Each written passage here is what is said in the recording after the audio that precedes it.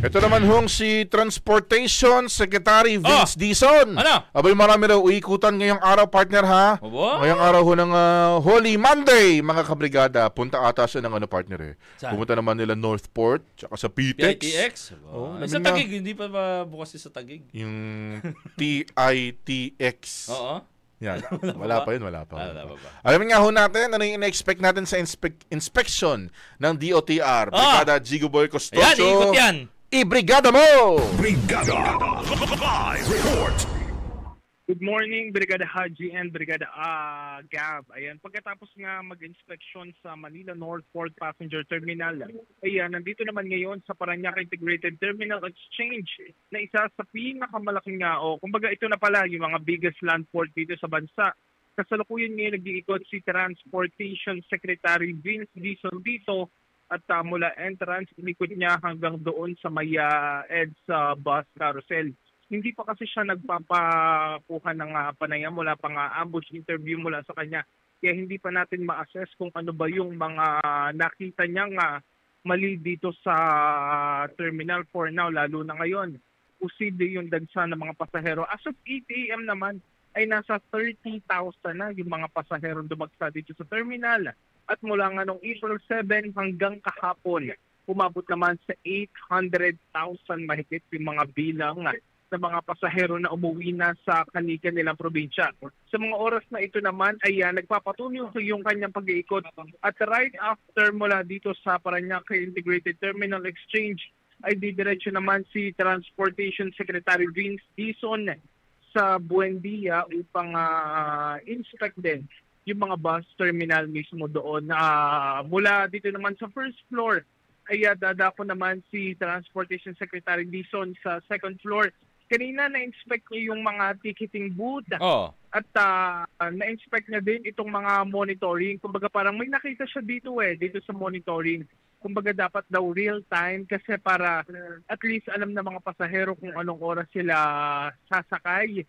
And then para alam nila na if ever makapahinga muna, ganun muna. Yun yung isa sa nakita niya dito, itong mga monitor ng TV. Pero ngayon ay patuloy pa rin nag-iikot si Secretary Dizon, Brigada Haji and Brigada Gab. Wala pa siyang kasi di ba alam natin to si Secretary Dizon, ang dami niya mga trip yung mga pinapabago, di ba? Diyan pa sa PTEX, meron na ba siya nakita na, ay ito dapat alisin na to, ito dapat baguhin na to. Meron na bang ganun so far, Jigo Boy?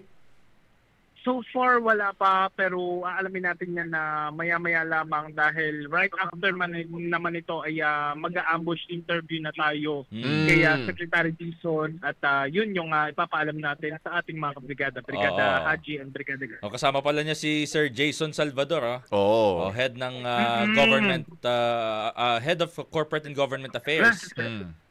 Oo, maaga nag-ikot. Actually, mga 8:20 pa lamang ngayon umaga nag-ikot na dahil nga marami siyang schedule ngayon. Kanina, ang una niyang inikutan itong Manila Northport. At may ilang mga pagbabago siyang mga nais din na ipatupad din sa Manila Northport. Okay. Ito, huling tanong ko, Brigada Jigo. Diyan ba sa PITX, yung mga upuan occupied na ba lahat? Kumbaga, ano ba, siksikan ba? Kumusta yung, paki-describe mo nga yung situation ngayon dyan? Sa mga oras na ito, medyo maluwag pa ang terminal. Oo.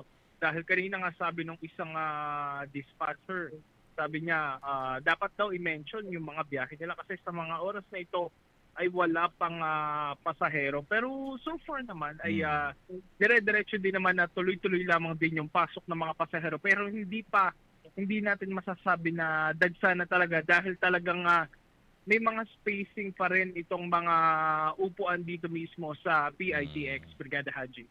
Okay. Sana mapansin din ni Secretary Dizon yung mga biyaheng pabikol kasi parang taon-taon na lang or hindi nga taon-taon every time na mayroong mga ganito tayong inaasahan na uwian, lagi na fully booked yung mga biyaheng pabikol.